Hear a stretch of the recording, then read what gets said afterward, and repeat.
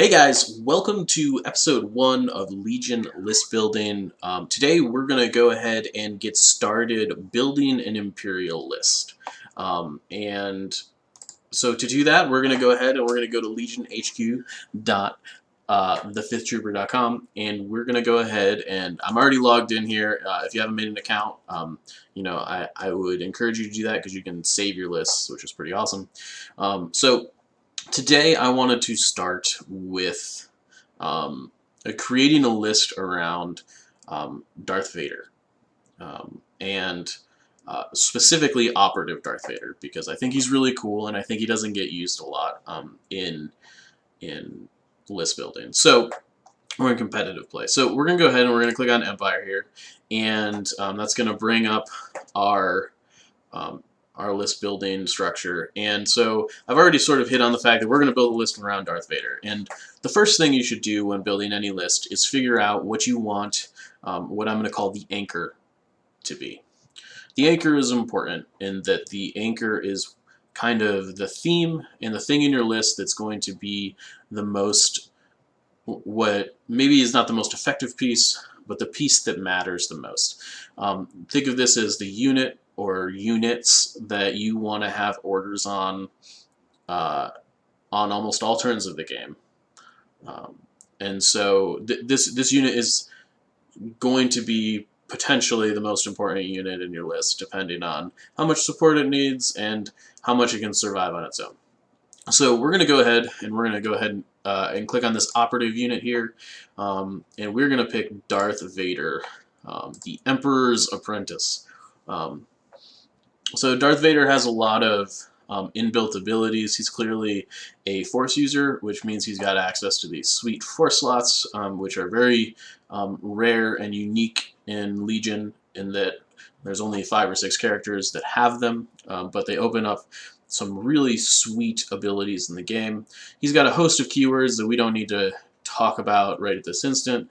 He's got a lightsaber, which is super consistent. It throws red dice, which means it's got, it's very consistent. Red dice are the best dice to be throwing offensively. Notably, he doesn't surge. Okay, so when we look at this pool, naturally we can say, okay, there are 2 blanks on his dice, so each one of these die facings hit 75% of the time. And likewise, these black dice in his force throw ability hit 50% of the time, because they are black dice that do not surge. That's kind of just a quick hit thing that you can figure out. So, if we've got 5 red dice, you can just take 5 and multiply it by 0.75, and that's how many average hits you would expect to get with Vader's lightsaber. 6 health, pretty standard for a Jedi. 3 courage, also pretty standard for a Jedi.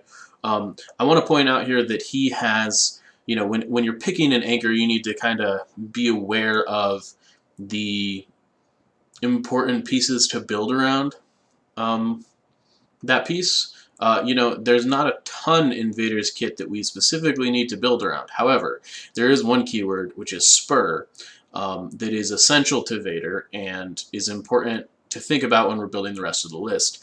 And Spur says, while performing a move, you may gain 1 suppression token to increase your maximum speed by 1. When you're playing Operative Vader, you're going to be using this keyword a lot.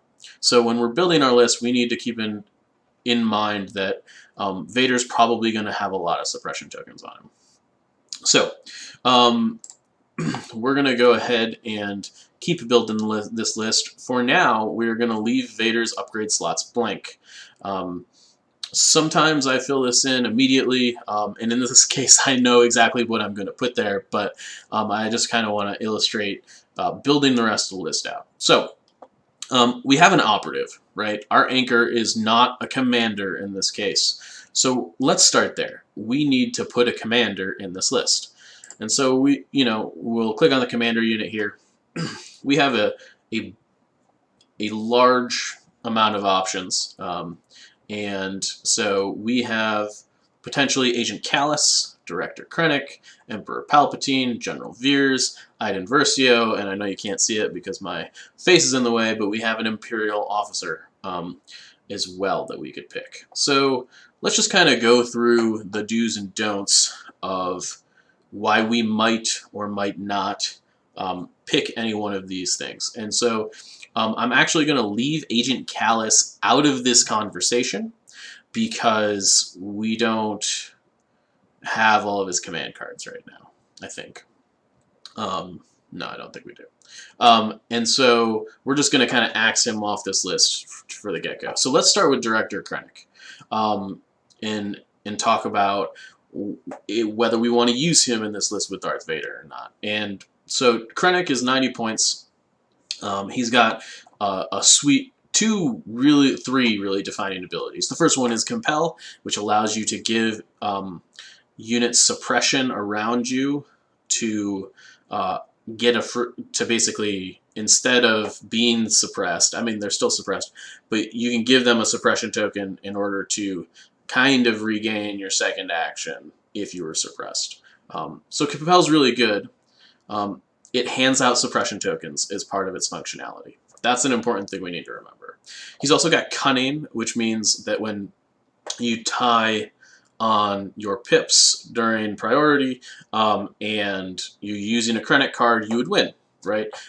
There are only 2 other characters that have the Cunning keyword, Dooku and Agent Callus, who we're not looking at today. So that's a very powerful ability. It's probably Krennic's most powerful ability. The third ability he's got here is Entourage Imperial Death Troopers, which means we kind of would strongly want to take Death Troopers in list building. And then Krennic has 3 command cards, one of which doles out a ton of suppression. That's Total Annihilation. His 2-pip puts free standby tokens down, and his 1-pip is pretty much there just to use Cunning. It doesn't really do anything specifically. So why would we take Krennic with Vader? Well, Cunning is amazing with Vader if we were to give Vader an upgrade like Seize the Initiative, which would allow you to give Vader an order on Krennic's 1-pip turn, effectively giving Vader Cunning. That's a really powerful ability. Additionally, Krennic's 2-pip command card that gives a trooper unit a standby token, it actually gives 2 standby tokens to two separate units, but in this case we're looking at the combo with Vader. That card is also particularly strong. On a Force user with a lightsaber, standby tokens are really baller if they're free. So those are really the 2 important reasons that we would consider taking Krennic alongside Vader. With that being said, there's some significant downsides. There are 3 really big downsides for taking Director Krennic with Operative Vader. The first is Compel. Compel, and this is the least downside of the 3. Compel does not work super well with Operative Vader because Operative Vader is already giving himself suppression tokens. If you were to then use Compel on him, he would be getting a ton more suppression tokens. So it's kind of a double whammy. It's a little bit of a non-bow in that Darth Vader's already going to have a ton of suppression tokens on him. We don't want to overload him so that he's actually suppressed. Yes, we could then use Compel to kind of get over that hill. However, that's a very dangerous kind of web to weave. So that's point 1. Point 2 is Entourage Imperial Death Troopers. So Death Troopers are really good. They're a little bit behind the times right now in terms of they cost a little bit too much for what they do. That's not a reason not to take them. The main issue with Death Troopers is that Death Troopers often act as an anchor in your list. And at least at this juncture, I don't want to have multiple anchors in this list. And so Entourage Death Troopers is kind of like a mandatory thing to use with Krennic, and while really good, I don't think it gels with what we're doing particularly well here. The third, and potentially one of the more important things, is that Krennic's 3-pip, Total Annihilation, which we probably wouldn't be taking anyways, but it hands out a load of suppression to everybody on the field. And again, that's bad when we're already trying to manage Vader's suppression. So this is a really long-winded way of saying Director Krennic's probably not on the table. We're going to move next to Emperor Palpatine as a possible commander for this list. We're going to quickly write him off. The reason for that is similar to the Death Troopers deal. Emperor Palpatine is an anchor. He is a 210-point unit that requires, he's very order hungry. He wants to have those orders himself. He's got some cool combos with pull the strings alongside Vader, but if we take two very high-priced units in a list, we're not going to have much points for other things. So in this case, we're gonna leave Palpatine by the wayside. We're not going to start by building this list with two anchors. The next option we have on here is General Viirs. And General Viirs is a support hero. He doesn't have any abilities that are particularly synergistic with Operative Vader. It's notable he has Inspire 1, which allows us to potentially manage Vader's suppression, which is cool. But outside that, he doesn't do anything specific. He's got a dead 2-pip because we're probably not taking a vehicle in a list where our anchor is Darth Vader. And his 3-pip could allow Vader to get a free recover, which is like marginal in effectiveness. It's not a free standby token. So Viirs is pretty neutral. He's pretty cheap. And that's kind of where we land on him. Our next option is Iden Versio. She's 100 points. She's got a lot of cool abilities. She doesn't particularly synergize with Darth Vader. She's just a really good all-around commander. And that's kind of that discussion. We're gonna so far we're gonna leave General Viirs in the discussion. We're gonna leave Iden Versio in the discussion. And the last option is an Imperial Officer, and the Imperial Officer is basically a mini Viirs. It just costs less points, which is an important distinction, specifically when we've already got like a piece we're focusing on. So those are our three options. In this case, I want to get a little bit flary and do something cool. So I'm actually going to pick. So first of all, I think any of those three, Viirs, Iden, or the Imperial Officer, and probably even Krennic, are all viable things that we could pick to do. In this option, I'm going to take Iden Versio, mainly because I want to do something cool with this list. And so there's a couple things to note here. Iden is kind of supposed to be a focus piece or an anchor piece in and of herself. In this list, I am going to opt to not use her super as an anchor, but is kind of she's going to weigh down the rest of the list while Vader does his thing. So there's a couple important things about Iden that are great. She's got Courage 3 as a commander. She's got Covert Ops, which allows us to send her in as an operative, which we'll get to in a minute. And a few other abilities. Her command cards are also very good. One thing that we need to note, because we now have two characters, and if we kind of take a look at their command cards here, is that Darth Vader has 4 command cards that only order him, and Iden Versio has 3 of her 4 command cards that only order her. So we're going to have to, once we get to that stage, really figure out how we're going to manage that. And that's going to be an important part of building this list. In any case, we're going to do that a little bit later on. We're going to continue fleshing out this list. It's worth noting at this stage that we have 2 pretty powerful units that both have access to the keyword infiltrate. As I just illustrated, Vader has some very order-hungry command cards, but his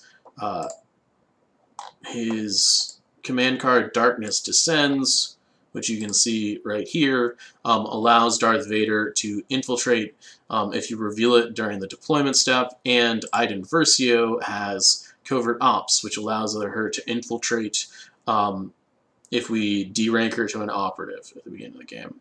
So both of our important pieces at this juncture can go anywhere we want them to. If we so choose. And it's possible we don't even take Darkness Descents at the end of this, but we'll see. So we're going to keep building. We've met our commander requirement. We're now going to take a look at our core units. So a couple things here, specifically with Imperials. Snowtroopers are very specialized, and overall in the meta right now, they're not super great. You kind of need a reason to take them. So right off the bat, I'm going to ignore them for now. The two core options that I think are a little bit more tenable, and there's a conversation between, are Shore Troopers and Stormtroopers. In the latest points update, Shore Troopers have become a little bit more expensive. However, you know, when we're talking about the difference between Shore Troopers and Stormtroopers tend to be more like bodies. They are things that run around the battlefield and do the things you need to do. They have an okay offensive capability. It's not anything crazy. Shore Troopers are super good offensively. They're just a very expensive unit. They do come with a cheap mortar, but I personally don't love the mortar. It is a good unit. It is not a unit that I like to use. In this situation, I'm going to start by adding 2 Stormtrooper units to this list. And we're going to start looking at some upgrades here for these, because core units and units of troops generally just are kind of defined by the heavy they have. Like, it's not a Stormtrooper unit. It's a Stormtrooper unit with a DLT, or a Stormtrooper unit with an RTC. Like, the unit is not finished. It's not really an upgrade. It's a different unit in and of itself. So I'm going to go ahead and, to start here, I'm going to pack DLT 19s onto these Stormtroopers. And this is something I do when I'm building any list, is I generally pick the gun that is the most efficient or most common to take on a unit, and then I'll go back and adjust the heavies later if I want to be doing something specifically. But right now, I'm going to just add a DLT 19 trooper to each one of these Stormtrooper units. And we'll note that we are up to 387 points. We have four units in our list right now, and we still need one more core unit in order to meet the requirements of building a list generally. So I am going to add a third, and I'm going to add a fourth unit here, because I'm going to take a Shore Trooper squad, and I'm going to add a T-21B Trooper to it. And because we're taking a Shore Trooper squad, I'm also going to take a mortar with it.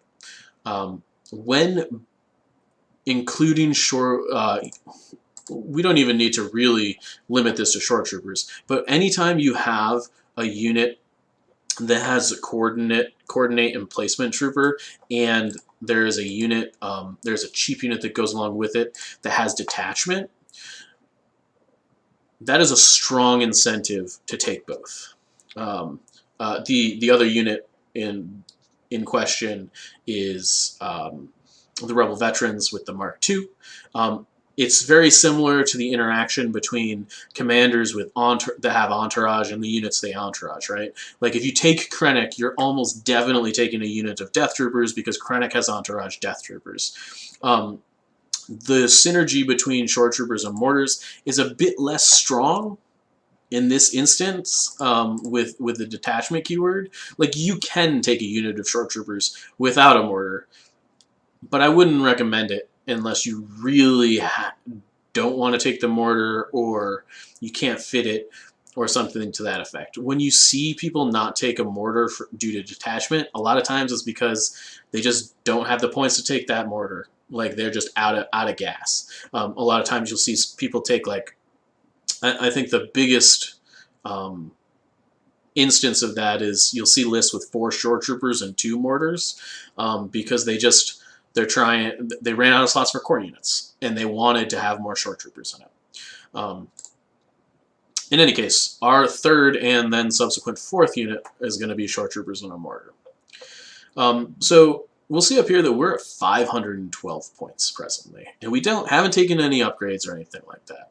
So the next thing that I almost always do when building a competitive list is I just jam up here to this Special Forces slot, and I add 3 strike teams with snipers immediately. Now, I know what a lot of people are probably thinking when they see me do that. They're like, oh man, that's not super interesting. And you're right. it's not super interesting. There's two things that are important about it. First, putting strike teams in your special forces slots is a lot of the time almost always the correct play. However, the second thing is that we are not done with this list. This is just a good place to start. And the main thing that I want to do is I want to make sure that I can get this activation count number up here up to 10. And once I get to 10, I can start cutting things in order to make room for things, special forces that aren't strike teams if I wanted. So in this case, I'm going to leave 3 strike teams in here because I want to make sure that I account for having those activations that I need. If it turns out that I've got an extra 80 points, we can turn one of those strike teams into something cool. We'll see once we get there. So we are at 9 activations. And we've got a commander, an operative, a commander, 4 core units, and 3 special forces. It's not a horrible order pool, but we also know that order control, specifically on Vader and Iden, is not going to be particularly good. So that's something we need to watch out for. So we're going to go ahead and, like I just said, I really would like to be at 10 activations. So what I'm going to do here is I'm going to add a 3rd Stormtrooper with DLT, which is 66 points. That's going to bump us up to 10. Okay, this is a nice, robust kind of core to a list. It's a little bit light on bodies, but it should be because we've got a mortar instead of a like traditional 5th core unit. And I would say that most lists in Legion should be operating with 5 core units or like about there. Like 5 units of 5 is a good block of troops to have in the middle of your list. Once we get to like droids, like things are a little different. When we get to an episode where we build a list with droids, we can illustrate that. But for Empire and Rebels and clones, like 5 units of 5 is pretty standard. Right now we have 4 units of 5 and a mortar. I'm okay with that for now. We can kind of like mess around with stuff and figure out what we want to do about that, or if we want to do anything about it once we get there. The next thing that we're going to do, though, now that we've got this kind of core of our list built out, like we have an idea of what this list looks like, is I want to add upgrades to the 2 most important units, well, to the anchor and the commander. Those are the 2 most important units to have upgrades on a lot of the time that aren't heavy weapons. So we're going to start with Vader, and Vader has 2 force slots and a training slot. So my default... we're going to slot in here my default configuration for him, and that is Force Choke, Force Push, and my default configuration for Vader like 2 months ago would have been to put Endurance in this 3rd slot. However, we know that we're going to have some issues with order control. So for now, I'm going to slide in Seize the Initiative, which is a super sweet new upgrade that has come out recently. That it's 5 points. It's discard instead of exhaust. It's only commander upgrade, and you can, during the issue order step of the command phase, you can discard this to issue an order to yourself. So if Iden plays like a 1-pip or something, we can discard Seize the Initiative in order to put an order on Vader. This is going to help us make sure that we have orders on Vader when we need it, and I think it's going to be important. So the next thing we're going to do is we're going to look at Iden Versio. So she's got she has a counterpart. There's very few units in the game that have the counterpart keyword. Her counterpart is Dio, her ID-10 Seeker Droid.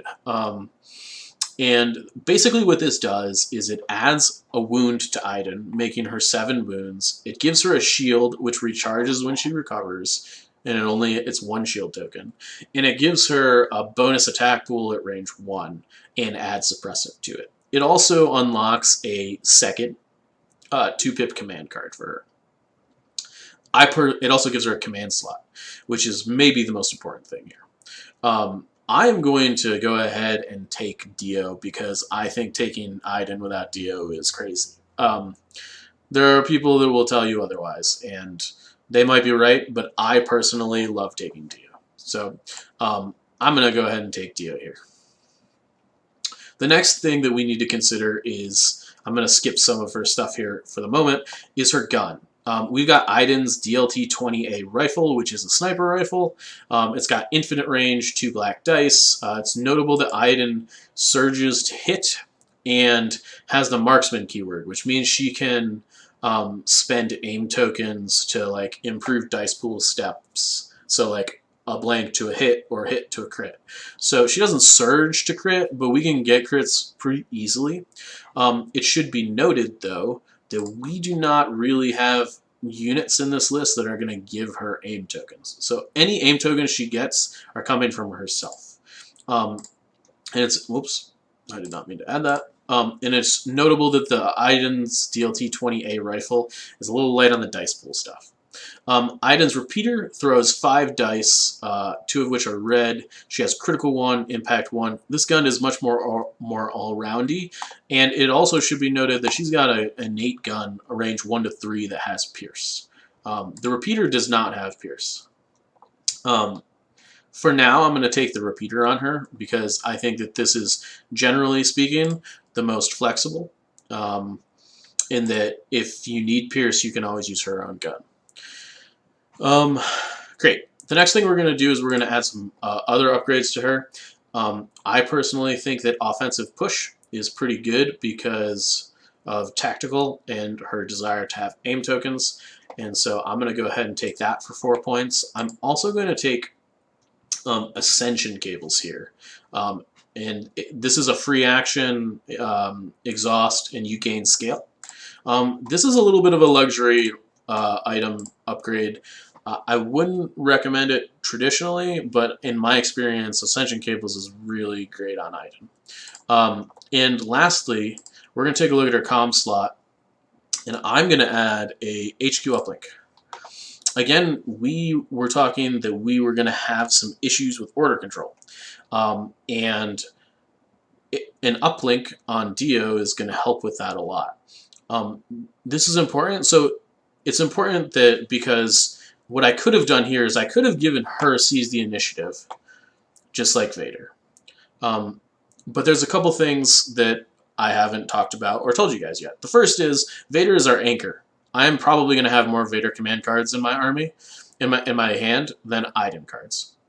So it is going to be more often that Iden does not have an order innately from the command card.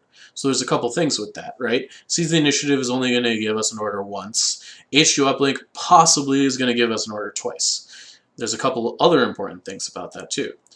HQ uplink is recoverable, which means we can get it back if Iden doesn't have anything better to do. It should be noted that I've also taken offensive push and ascension cables, which are also exhaustible things. So when we recover with Iden, and all of these things were tapped, we'd get HQ uplink back, offensive push back, ascension cables back, and additionally, we would get Dio's shield back. The other thing to think about when it comes to that is that Iden's 2-pip concussive blast, which I'll pull up here, it gives her a free recover. Okay, so if we take this 2-pip command card for Iden, and it should be noted that Vader's 2-pip command cards are not super strong, we can do all that for free. So HQ Uplink, while more expensive than Seize the Initiative, is kind of a good buy, and that it synergizes with what we're doing, I think, here. Now, we'll note that we are now at 790 points of 800, which means if we just ended right now, we would have a 10-point bid. And that would be okay. This list is pretty good. There's a couple things that I would like to have but don't have. For instance, I think it would be really cool to fit Inferno Squad in here, or it would be very cool to fit a medic in here too. I would love a medic, but I think right now we're gonna leave this list as is. We're gonna call it Vader Iden, and I like this bid of 790 because with Vader we can be blue player and still deploy last if we play Darkness Descends, which is really cool. And if you don't know how that works, Darkness Descends, which is one of his command cards, allows you, so it says this card may be revealed at the start of the deploy unit step. If it is, it must be selected during round 1. Darth Vader gains Infiltrate and Scout 1, and he must be deployed at the end of setup. The only way that anything deploys after him is if your opponent has Darth Vader and they also played this card and they were red. So, which isn't bound to come up. You're not going to see a ton of Vader Viirs. So, in any case, we're going to go with Darth Vader, Iden, and so I want to preface this with, this is probably not the most competitive list ever, and we're going to go ahead and rank it in a minute. But this list, I can tell you from, as a competitive player, like, a competitive player could play this list and play it pretty well. We're going to talk about command cards here next. So let's look at the command hand. A couple things to note. Darth Vader is our anchor, which means we want to make sure that we're prioritizing him when giving out orders. And because we have 2 heroes as opposed to 1, we want, and we do have some pretty timing neutral activations here in our Stormtroopers, our Shore Trooper, our Mortar, and our Strike teams. We can take command cards that are specifically like very order hungry for our 2 guys up here. So let's look at what our options are. I'm not going to look at generic command cards, ambush, push, and assault, unless we have a deficiency in special effects. So our possible 1-pips are Implacable, Vader's Might, and Pulse Scan. So Implacable allows you to take a second activation with Darth Vader, and it's good, but it's much better on Commander Vader. It should be noted that Implacable,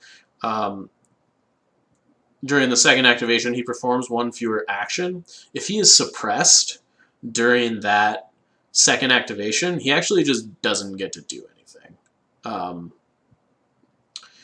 He could perform free actions, I guess, but that would be it. And so for that reason, Implacable is not super great. Vader's Might is Vader's best 1-pip command card. It allows you to basically throw a unit range. It's like a free Mega Force Push, which is super sweet. I love that card. It's very effective, and it adds something into your toolkit that no other unit in the game can do, which is Force Push twice.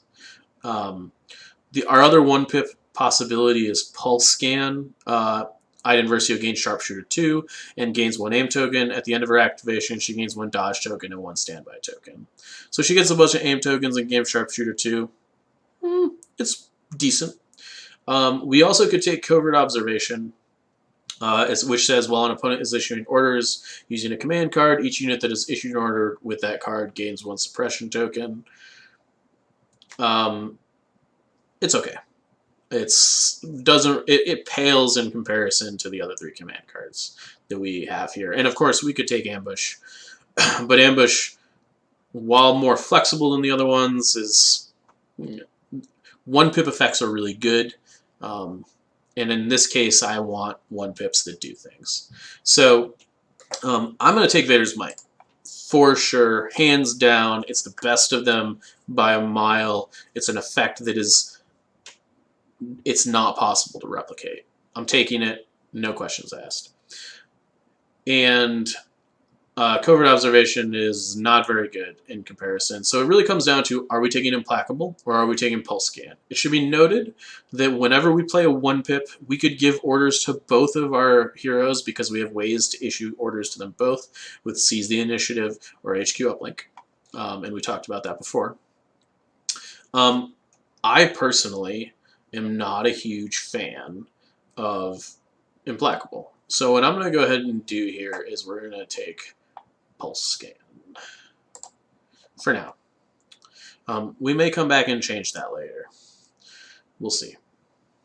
So the next thing we need to decide on is our 2-pips. So again, let's put push to the side for now. We have new ways to motivate them, which is Vader's 2-pip.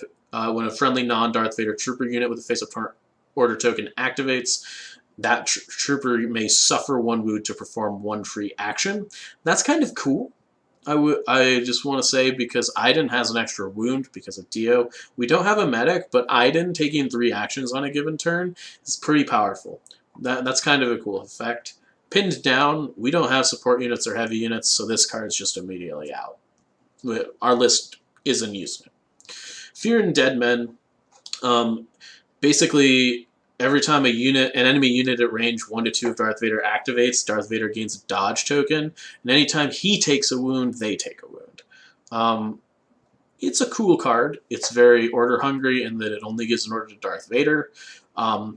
Should be noted that he gets dodge tokens, generally speaking, after you would want, like, this is good once you're in the thick of it already, but it doesn't really help him get to where he needs to go.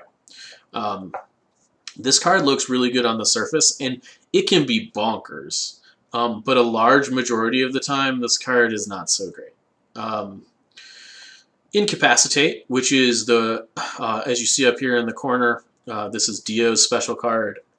And we took Dio, so we had the option to take it. During Iden's activation, you may choose an enemy trooper unit at range 1 and in line of sight of Dio. That unit gains 3 suppression tokens, so just hands 3 suppression tokens to them. Then if it's a core trooper unit that hasn't activated yet, you can assign it a face down order token from the order pool and flip its order token face down. Very powerful. Super powerful. And pretty excellent.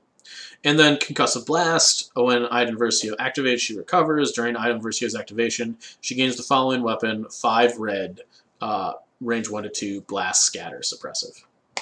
Also super powerful. And it's got a recover that we kind of built for. If we don't take Concussive Blast, this package gets a lot worse.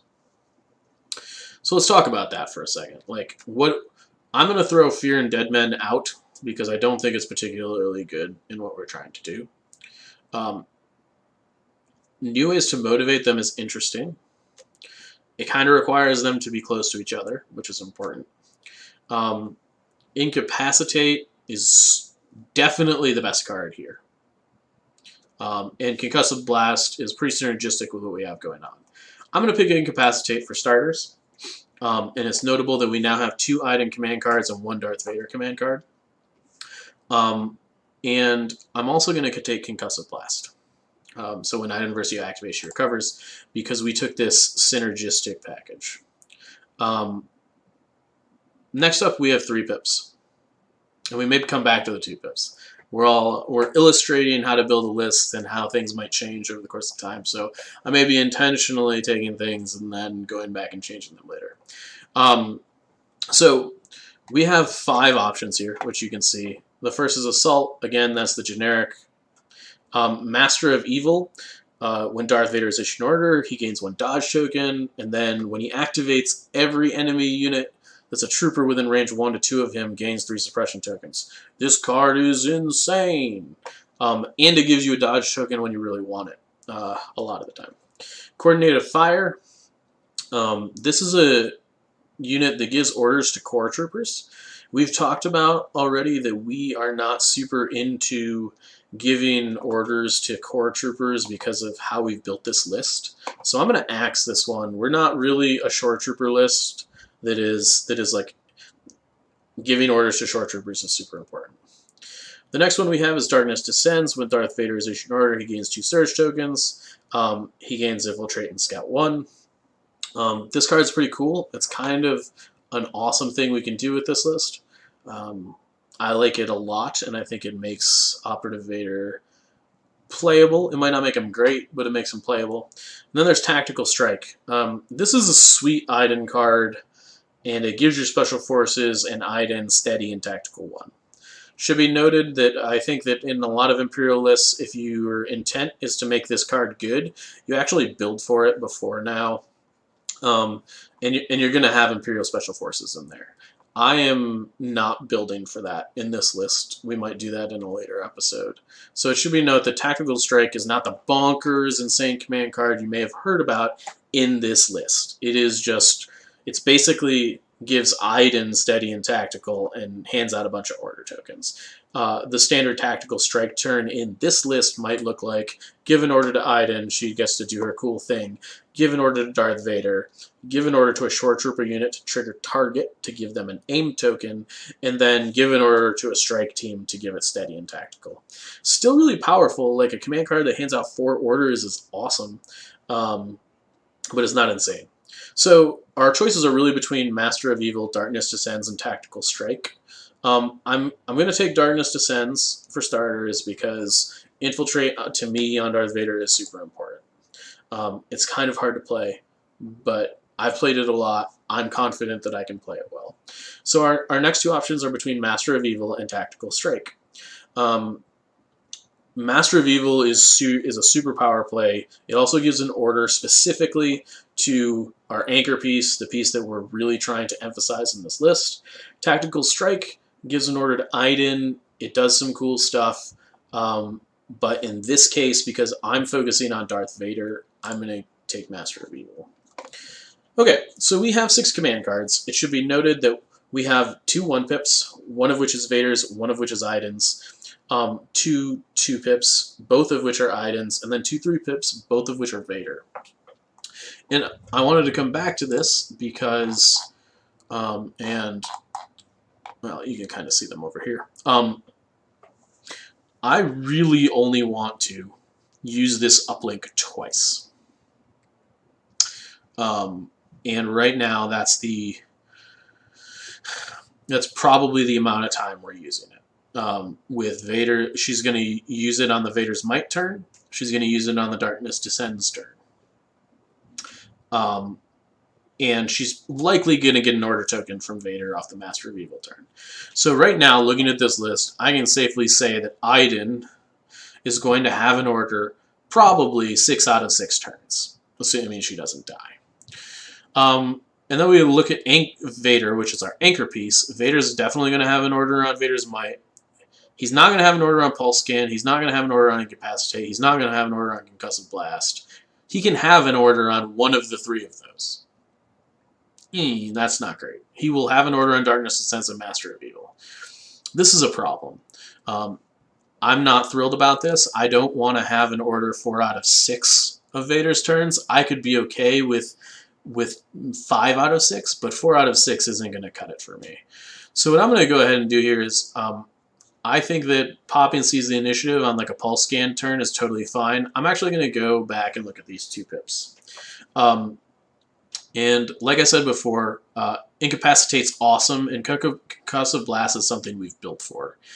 But I actually think that like if I was going to cut one of those cards, it would be Concussive Blast, because Incapacitate is like Vader's Might, an effect that you can't replicate and is super great to have in your back pocket. So I'm actually going to cut Concussive Blast. And because I'm cutting Concussive Blast, and let's just take a look at that card again real quick, it gives her that free recover, which we've been building around this whole time, which is important. But I think what I'm going to do here is I'm actually just going to cut the recover package out of this. I'm going to cut Offensive Push, I'm going to cut Ascension Cables, and I'm going to cut Uplink. If I'm not taking Concussive Blast, I lose a lot of the value that I would get from those things. And instead, I'm going to go ahead and I'm going to, well, before we add anything specifically, let's take a look at the 2-pip command card that we're going to replace with it. So we're having order control problems. We already talked about Fear and Dead Men not being great. I'm actually going to take new ways to motivate them. We talked about how, you know, using an Iden could be really cool. And it also has the added benefit of it's a 2-pip that gives orders to 2 troopers, which allows us to throw it on Vader and Iden. So now if we go back and look through this, we have Iden getting an order on the Pulse Scan, Incapacitate, Master of Evil, and new ways to motivate them turns, which means she has orders 4 out of 6 turns. And Vader now has orders on his 4 command cards, and one of the 2 he doesn't, so he's at 5 out of 6. And so we had that package up there that basically freed up 20 points in our list. I'm going to go ahead and go to a training slot, and I'm going to add Seize the Initiative. Okay, so that is going to allow her, instead of having orders 4 out of 6 turns, it's going to be 5 out of 6 turns. So that helps mitigate that. Both of our characters up here are going to have orders 5 out of 6 turns of the game, unless we are playing weirdly and separated them in that they are more than range 3 from each other. That's not going to happen a ton, so I feel pretty confident about this. We've got good order control. It's not awesome, but we've got good order control on these two. The next thing to consider is, now that we cut that, we are now at 777 points of 800. And that means we've got 23 points to play with. About 30 minutes ago, you might have heard me mention that I would have loved to have a medic in this list. Well, now we can. So I'm going to go ahead and take a look at one of these personnel slots, and I'm going to add an FX9 medical droid. That's going to bring us up to 796 points of 800, and it should be noted that on this revision, we were able to refine our command hand based on the fact that we didn't have enough orders where we wanted them, and we were able to use that refinement to kind of re-illustrate this Iden Versio package that we had put together, change it, make it cheaper, and then we got to add something else that we wanted but couldn't afford before. And this is kind of the general process of refining a list. Once you get to a later stage, you know, you can make these changes. It doesn't have to be due to a command hand thing. It could be due to how something plays out on the table, or how you want it to work, but you're constantly like making little cuts like that. So this Vader Iden list is now in a place where I feel pretty confident that we could probably put it on the table. The last thing that we're going to do is we're going to go ahead and we're going to look at our battle deck. So there's a lot of objectives and stuff right now. We're not going to go super through this, but we're going to attempt to go through this a little bit more quickly than I normally would. But let's take a look at this. So we've got Breakthrough. Just a quick look at this. We have no super fast units. The best way to do Breakthrough on our list is to infiltrate with Vader and Iden close to the enemy list. Like that would be our incentive to take Breakthrough. I don't think that's a good reason to do that. So I'm going to leave Breakthrough off the list. Like this, can this list play Breakthrough? Absolutely. Should it want Breakthrough? Probably not. Intercept the Transmissions is over here. Intercept is a King of the Hill style format. We're pretty good at controlling points with Vader and Iden. They can infiltrate ahead of your enemy so they're ready to go before they get there. Intercept is actually, I don't hate it. I'm going to put Intercept in for now. The next up is Key Positions. It's very similar to Intercept, except it happens at the end of the game. Key Positions and Intercept are both really good with Force Push and Force Choke, because you can choke out enemy unit leaders on the last turn, and Force Push is also really good on them. It's also worth noting that Vader's Might, doubling as a second Force Push on the last turn to push your enemies off those objectives after they're tapped out and can never go again, is extremely powerful. So we're going to go ahead and throw Key Positions in here too. The next one I want to look at is Hostage Exchange. Hostage Exchange. Basically, we're going to have to give up a core unit to our enemy and have it run away the first couple turns of the game. That's an expensive thing to do in our list. We kind of were shy on core units to begin with, so I'm actually gonna stay away from Hostage Exchange. I don't think it's gonna be super great here. The other thing is that Hostage Exchange shuts down our infiltrate, because the enemy hostage is going to be like thrown super forward, close to our guys, and that's going to make it so that making it, when we deploy for infiltrate, range 3 to be pretty difficult to do. So Hostage Exchange is kind of a non-bow with what we're doing. There's Bombing Run, which is very similar to Breakthrough. We can't put bombs on units we're infiltrating with, so we have no real incentive to take Bombing Run here. So we can cross that one off too, which leaves Recover the Supplies, Sabotage the Moisture Vaporators, and Payload.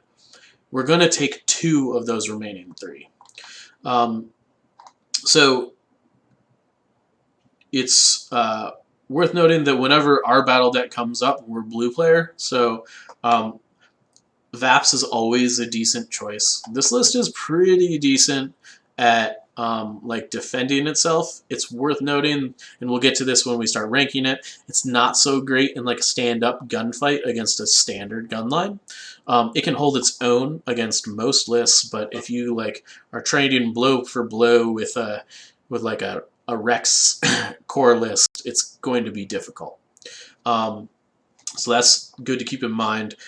Payload is sort of interesting in that it kind of plays into our aggressive nature on Vader and Iden. That's pretty interesting.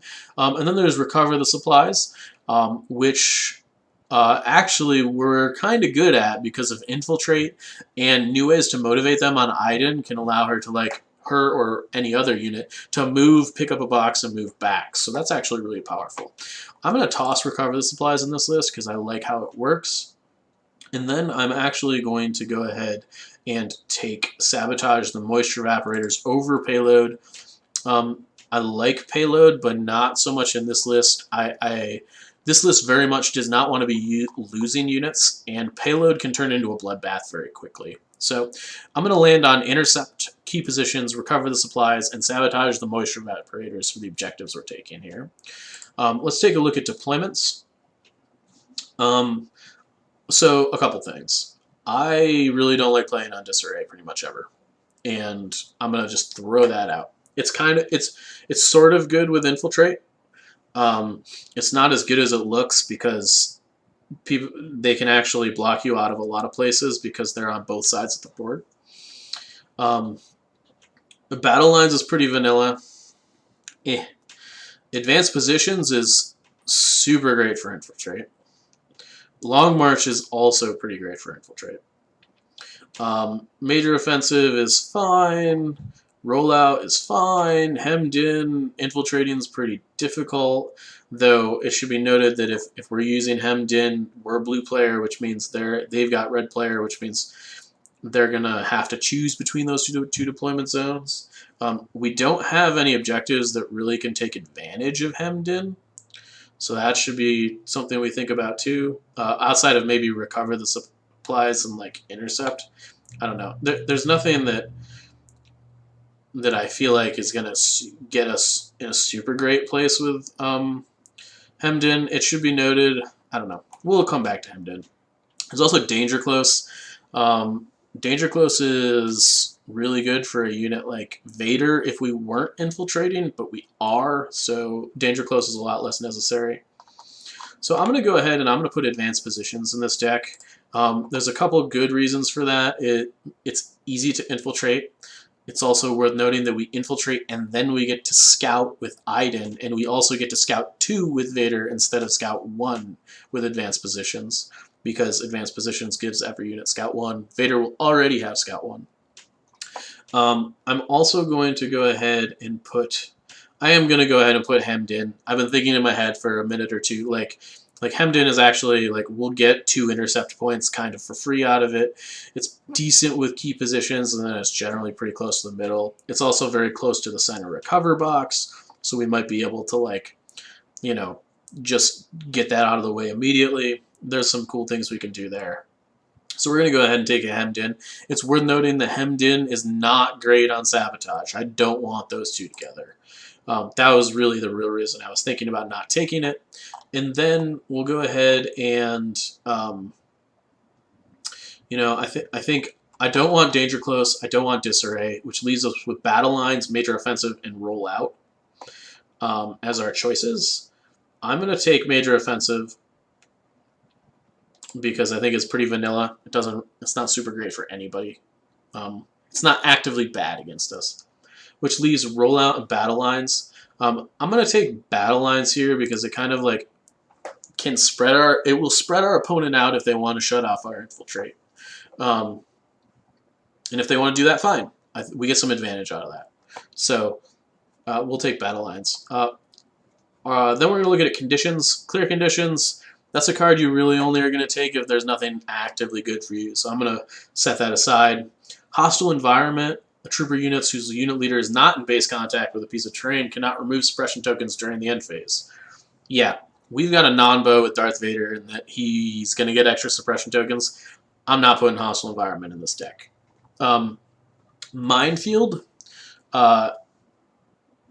You know, so this is a card that is not actively good for us, but it's not bad for us. Iden can kind of sweep for mines for free between her shield and getting a dodge token.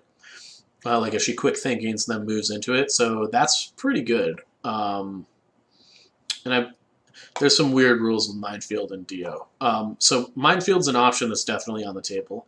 Limited Viz allows us to protect Darth Vader for the first couple rounds. That's actually kind of cool and incentive. It should also be worth noting that our main engagement range in this list is going to be 3 to 4 with things that aren't Vader. So, but this helps protect us against gun lines. So I kind of like that. Rapid Reinforcements allows us to drop a non-command or non-operative unit anywhere we want at the end of round 1. Again, I don't think we have a huge incentive to do that. Fortified Positions allows us to put some barricades down. That could be good. Supply Drop. Supply Drop has back to capsules and free dodge tokens in it. That's super sick for Vader. It's super sick for Iden. The other thing is that Infiltrate allows us to potentially like steal our opponent's supply drops and stuff.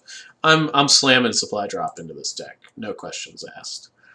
War Weary. When checking whether a unit is panicked, the range at which a unit can use a friendly commander's courage instead of its own is reduced by 2. This is not great for us because it's possible that Iden is going to be, you know, Iden is probably going to be not like attached at the hip with our core, but she'll be probably she'll be farther than range 1 away. I'm not cool with that. It's possible War Weary wouldn't be like a huge deal, but I don't really like when we infiltrate with Iden, we're probably going to make a strike team the commander. And I want to be able to kind of spread out this list if I need to, so War Weary is not on the table. So because of that, I'm going to slam Lim Viz in here. So we've got Supply Drop, Lim Viz.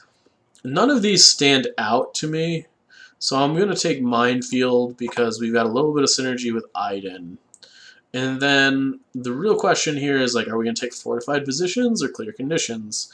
I think Fortified Positions is probably better for us than for our opponent. It's worth noting, though, that Heavy Cover shuts down our DLTs pretty hard because they only throw 2 dice at range 4. So I'm gonna stay away from Fortified Positions because the DLTs are only 2 dice. And I'm just gonna take Clear Conditions here because I don't really like the rest of this. And there we have it. That is our Vader Iden list. That was about an hour of kind of building a list and talking about everything and going through it. So what we're going to do is in the next video, we're going to go ahead and take this list and rank it based on what it's doing and why it's good. Actually, I'm just going to edit a second part into this video now that I'm thinking about it. So the next part of this is going to be us judging this list. Okay, so let's get into part 2 here. We clearly have our Vader Iden list. Let's talk about all of the things that all the ways we're going to rank stuff. Since this is the first time that we are going to rank stuff, we're going to go through everything and what it means. So the first category we have is going to be order control. Order control is basically how well are the units in your army getting orders, how often are you going to be able to make sure that you have orders on the things that you need to have orders on. And so we're going to do this out of 5 stars. I'm going to give this list a 3 out of 5. The reason for that is that it's okay. It has 8 units in it that really don't care about orders. The Shores, you could say, want orders, but it's not really that big a deal. So those 8 units really don't want orders. And the last 2 units, Vader and Iden, are going to have an order 5 out of 6 turns of the game. In any 2-character list, that's pretty good. With Seize the Initiative, you can kind of like get around that, but like that's a pretty standard thing for 2-character lists up until this juncture in time. So I'm going to give this list an average order control rating of 3 out of 5. It's not super awesome. It's not super bad. It's okay. It's great. So our next thing that we want to take a look at is the overall firepower of this list. And the way I'm going to grade these lists on firepower is basically taking what is the maximum, like if every unit in this list fired without an aim token, what is the output? Now, obviously, that's not going to happen every turn, but it can give us a sense of what the damage potential and output of a list is going to do before we put it on the table. Obviously, some lists are going to be skewed using a statistic like this, but I'm trying to use a statistical model to kind of base this on, rather than a anecdotal one that is based on gameplay instead of list building. So in this category, we're going to look at the average output of every unit. So the average output of this list is if you shot with everything and you swung Darth Vader's lightsaber, you would expect to get 24.25 hits with the team. So let's say that you were shooting into Imperial Troopers and you shot with everything in this list and you hadn't taken casualties yet, you would expect to kill about 12 models. That's not bad. I actually put this rating at a 2 out of 5. I haven't done this statistic for a ton of lists, so we may come back and change that later once we've done a few lists, but I suspect that this is actually super low if we were to like just rank a bunch of lists based on firepower.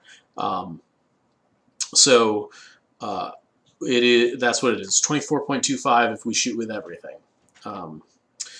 The next thing that's up is overall defense. And what I did for overall defense is we're going to look at the effective health pool of this entire army. And that is to say, how many hits does your opponent need to table this army, assuming that you don't have dodge tokens or shields or things like that. I did take medics into account here. And so the effective health pool of this army is 87. Which means your opponent needs to get 87 hits into your armor saves in order to wipe this board, on average, in order to get this off this whole package off the table. In my experience, Imperial lists, Republic lists too, tend to be very high in this category. So I gave this list a 3 out of 5. I don't think it's particularly good at it. I actually think it's probably closer to like a 3.5 out of 5.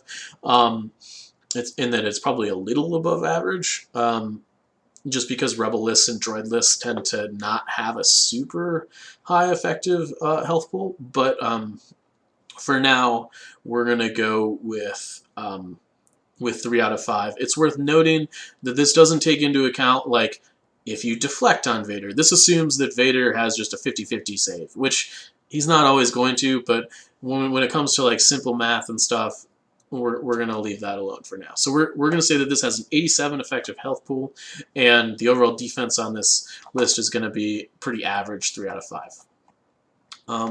So far, we're either like average or like a little below with this list. It's not super great, but we also know that like by looking at this list, it's probably not the most competitive list anyways. You know, you're not going to see this in like in a Vader League, Elim's probably stealing the show. So that's sort of expected. The next thing that we're going to look at is synergy. How well does this list synergize with each other? And so I originally was going to include this in firepower and defense, but then I kind of thought about it and I was like, well, for most factions, specifically like Rebels, Separatists, and Empire, there's not a lot of synergy that like directly affects firepower and defense, but for clones, it's huge. So what I did here is we're grading these lists on firepower and defense, and then things that are going to amplify those things are going to be included in the synergy package. So there's not a ton of synergy in this list. There's no like people giving each other aim tokens. You know, Iden can like tack strike some strike teams, but she doesn't. We didn't take tack strike, so I'll forget that. I lied. So the one thing that is a little bit of a combo is new ways to motivate them. New ways to motivate them allows us to kind of get a little freaky on recover the supplies and other objectives that require. It's really good for objective play. Is really what it comes down to. It's particularly good with Iden. So I think that we're okay there. That's really the only synergy we've got going on. You could make the claim that the medic synergizes well with Iden and Vader, and you would be right. So you could put that in this category. Overall, though, this list is not super synergistic. So I'm actually going to rank this at 2 out of 5 for this list. It doesn't. It's not really about synergy. We've got 2 power players, Vader and Iden, and they're really what's going to carry this list. The last thing we're going to talk about is swing power, and this is similarly to synergy. This is kind of like something I made up. So swing power is your, like, if you can imagine the best play you could possibly do, like last firsting. And what I mean by last first is on one round you go last with a unit, and then you're able to immediately go first with that unit again. Like, what is the best thing you could do? And in this list, it's actually pretty good. So with Vader, you can force push something, you can attack something for 3.75 average hits and pierce 3 of those hits, and then force choke something at the end of a turn, and then immediately play Vader's Might and do all of those things, plus have a second force push in the tank. Again, that's a very powerful swing play. Iden does not have a super powerful swing play unless you get something good with Incapacitate. So I personally think that swing play with Vader, it ranks pretty high up there. You don't need to do a swing play to win the game, but the way I think about this is that if you're able to execute what I just talked about in a game, you should almost always win that game. If your opponent is able to not interrupt it, like that threshold that process that I just talked about should take 2 to 3 enemy units off the board, and if you can keep Vader safe while executing that play, you should probably win the game.